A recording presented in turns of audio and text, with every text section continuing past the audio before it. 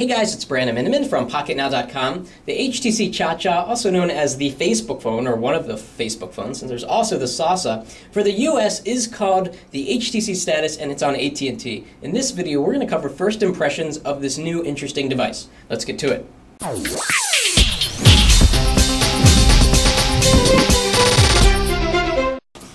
So right from the front of the box, you get a sense for how AT&T is positioning this device. Kind of these fun colors. This device is made for younger people, social network friendly people. In fact, they even left specs off. So AT&T, HTC are not advertising that this is a fast phone, that this has cutting edge graphics and amazing screen. This is all about the social networking, the picture messaging, and all the other fun stuff that is associated with a Facebook phone. But that's not a bad thing. HTC is building this phone, and HTC doesn't make bad devices. So this is going to be an interesting phone, definitely. We've already started covering the HTC Cha-Cha, the European version, on Pocketnow. So I'll put a link up on the video towards the end of this video so you can jump back and kind of get an accelerated look at this phone if it's of interest to you. So let's open this up.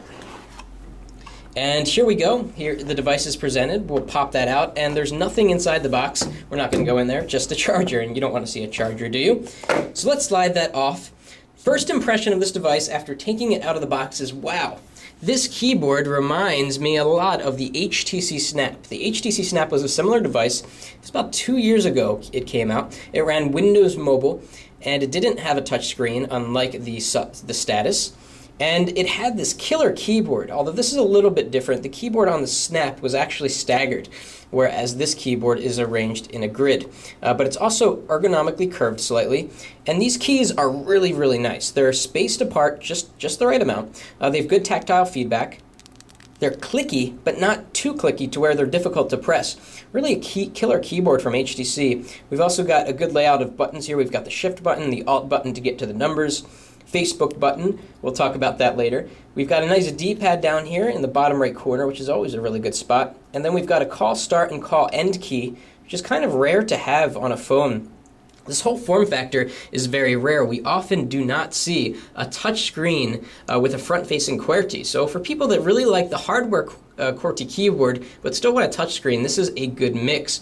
We've got an VGA screen here, which is 480 by 320, so kind of low resolution, but it's a small screen. You really don't need that much resolution. We've got a front-facing camera here, and of course a camera on the back with a flash. Really cool backing here with white on the top and the bottom, and this nice little metal strip in the center.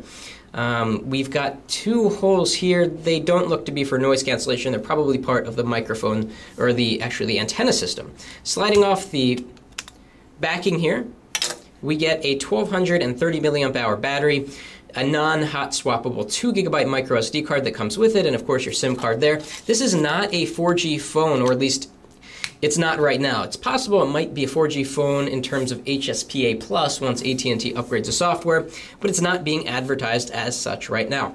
It's got this nice little curve to it, which not only serves the purpose to bring the screen closer to the user when typing, but when you're on a phone call, it feels really good against your face with this nice natural curve here.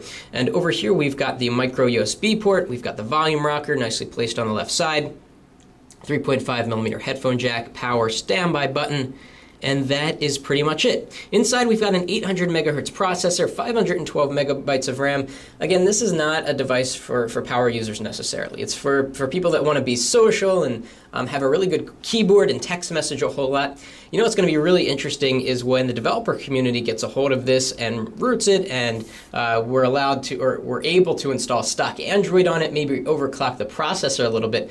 Have a feeling this is going to have really good battery life, so it's going to have some room to overclock because of that good battery life. So a lot of cool stuff for HTC Status owners beyond the basic or the default built-in software. Speaking of the software, there's a lot to talk about. HTC has done a lot of really cool enhancements to make the Status a really cool way to connect with Facebook and to also do all of the other Android stuff. It's running Android 2.3, and it's a pretty fast device actually, even though it has an 800 megahertz processor. So we've got a lot more coming up on the HTC Status. Let us know what you think of this keyboard, and if you've been really holding out for a device with a good QWERTY keyboard, because you don't find that many of them out there. Everything's really on screen. these days. And let us know what you think about the status. If you like this video, please give us a thumbs up. 2 thumbs up if you could. Nope, YouTube doesn't allow you to do that. Just 1 thumbs up, and thanks for watching. That's it for now.